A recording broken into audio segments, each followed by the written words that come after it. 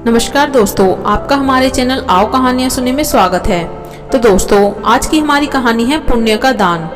एक राजा बड़े धर्मात्मा और दयालु थे, किंतु उनसे भूल से कोई एक पाप हो गया था। जब उनकी मृत्यु हो गई तब उन्हें लेने यमराज के दूत आए। यमदूतों ने राजा को कोई कष्ट नहीं दिया। यमराज ने उन्हें इतना ही कहा था कि वे राजा को आदर पूर्वक नरकों के पास से आने वाले रास्ते से ले आवें। राजा की भूल से जो पाप हुआ था उसका इतना ही दंड था। यमराज के दूत राजा को लेकर जब नरकों के पास पहुंचे तो नरक में पड़े प्राणियों के चीखने चिल्लाने और रोने का शब्द सुनकर राजा का हृदय घबरा उठा।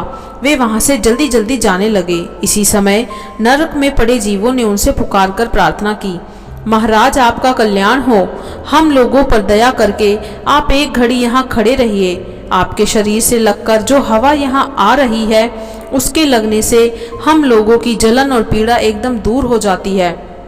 हमें इससे बड़ा सुख मिल रहा है। राजा ने उन नारकी जीवों की प्रार्थना सुनकर कहा, मित्रों, यदि मेरे यहाँ खड़े रहने से आप लोगों को सुख मिलता है तो मैं पत्थर की भांति अचल होकर यहीं खड़ा रहूंगा। मुझे यहाँ से अब आगे नहीं जाना है। यमदूतों ने राजा से कहा, आप तो धर्मात्मा हैं, आपके खड़े होने का यह स्थान नहीं है। आपके लिए तो स्वर्ग में बहुत उत्तम स्थान बनाए गए हैं। यह तो पापी जीवों के रहने का स्थान है। आप यहाँ से झटपट चलें।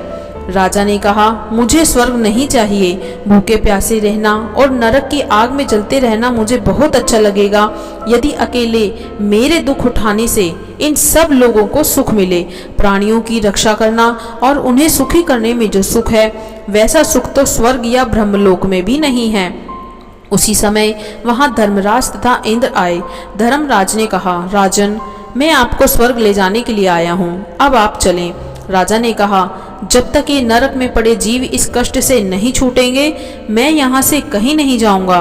धर्मराज बोले, ये सब पापी जीव हैं, इन्हें कोई पुण्य नहीं किया है, ये नरक से कैसे छूट सकते हैं। राजा ने कहा, मैं अपना सब पुण्य इन लोगों को दान कर रहा हूँ, आप इन लोगों को स्वर्ग ले जाएं, इनके बदले में मैं अकेले नरक में रहूंगा।